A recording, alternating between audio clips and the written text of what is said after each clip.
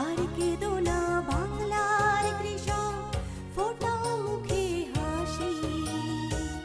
তোমরা দেশের আসল নায়ক, বলবে বিশ্ববাসী। বাংলাদেশের অর্থনীতিতে মৎস্যের অবদান অনস্বীকার্য। এই খাত একদিকে যেমন বিশাল জনগোষ্ঠীর কর্মসংস্থানের ব্যবস্থা করেছে, তেমনি দেশের জনগোষ্ঠীর প্রাণীজ আমিষের চাহিদা পূরণ, জলজ জীববৈচিত্র্য সংরক্ষণ, জলজ পরিবেশ ও প্রতিবেশের ভারসাম্য বজায় রাখার ক্ষেত্রেও অত্যন্ত গুরুত্বপূর্ণ। আমাদের দৈনন্দিন কাজে প্রাণীজ আমিষের ৬৬% আসে মাছ থেকে। দেশের জিডিপির ৩.৭৪% এবং রপ্তানি আয়ের ৩% আসে মৎস্য সম্পদ থেকে।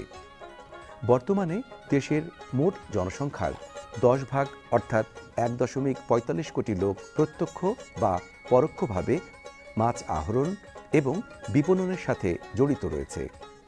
মৎস্য সাবসেক্টরে মোট বার্ষিক উৎপাদন ও আহরণ ২৮.৯৯ লক্ষ মেট্রিক টন, যার মূল্য ২০,০০০ কোটি টাকা। বর্তমানে ৪০% মাছ আসে অভ্যন্তরীণ জলাশয় থেকে। অতীতে দেশের সর্বত্র মাছের প্রাচুর্য ছিল, কিন্তু বর্তমানে জলাশয়ে তেমন মাছ পাওয়া যায় না। বিধায় মৎস্য সরবরাহ অনেকটা মৎস্য চাষ ও সামুদ্রিক মৎস্য আহরণের উপর নির্ভরশীল হয়ে পড়েছে। বাংলাদেশের দক্ষিণে টেকনাফ থেকে সাতক্ষীরা পর্যন্ত বঙ্গোপসাগরের তটরেখা সামুদ্রিক মৎস্যের জন্য এক সমৃদ্ধ ভাণ্ডার হিসেবে কাজ করছে। এই ভাণ্ডারের তলদেশে মাছের মজুদ ১,৫৬,০০০ মেট্রিক টন এবং চিংড়ি ৭ থেকে ৮,০০০ মেট্রিক টন। দেশের মোট ১৪টি জেলায় ৪৯টি উপজেলা উপকূলবর্তী এলাকা হিসেবে পরিচিত। সমুদ্র উপকূল থেকে ২০০ নটিক্যাল মাইল পর্যন্ত মোট ১,৬৬,০০০ বর্গ কিলোমিটার জলসীমার মধ্যে ১,৪০,৮৬০ বর্গ কিলোমিটার একান্ত অর্থনৈতিক জলসীমা হিসেবে বিবেচনা করে সেখানে থেকে নানান জাতের সামুদ্রিক মৎস্য আহরণ করে থাকে। দেশের মহীসোপান ৫০ কিলোমিটার পর্যন্ত গভীর এবং ৩,৭০০ বর্গ কিলোমিটার এলাকা নিয়ে গঠিত। আহরিত প্রজাতিগুলোর মধ্যে রয়েছে ইলিশ, পোয়া, রূপচাঁদা, দাঁতিনা, ছুরি, লাল মাছ, হাঙর, কাঁকড়া।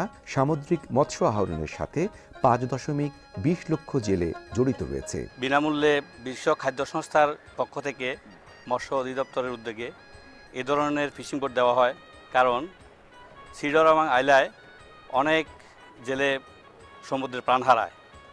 এই ধরনের বোটে প্রাণহানির সংখ্যা খুবই কম, এটা সাগরে ডুববে না। এজন্য বিশ্ব খাদ্য সংস্থার উদ্যোগে FRB বোট দেওয়া হয়।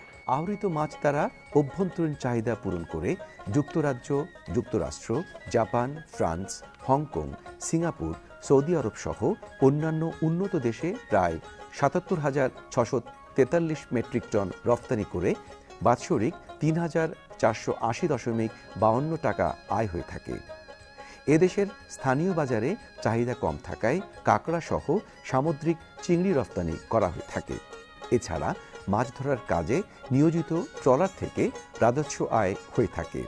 ২০১০-১১ অর্থ বছরে এ ধরনের আয় ছিল ৩৮.৩৯ লক্ষ টাকা।